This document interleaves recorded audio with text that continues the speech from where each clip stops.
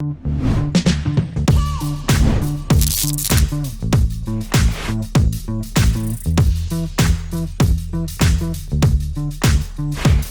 guys, how's it going? My name is J-Statik. This is the Static Sessions, and what we're going to be doing today is talking about VST Instruments, how to open them, how to use them with your MIDI keyboard. It's really simple and straightforward. It's actually gone a long way. I remember when I started doing this, to drop in a MIDI instrument, you'd have to drop it in, tell the program to use your keyboard. In order to get the keyboard to work, you had to do 10, 15 different things. Now it's as simple as double click and boom, start playing instruments right away. I think it's an awesome thing of where it's got to.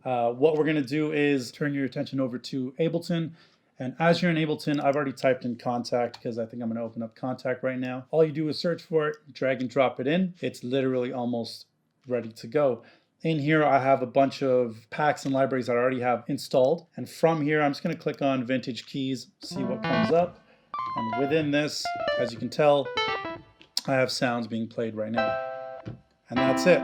That's all you literally have to do in order to get VST Instruments to work right away. You can open up pretty much any VST instrument in any one of the major DAWs, and it's as simple as double clicking, opening it up, and start playing.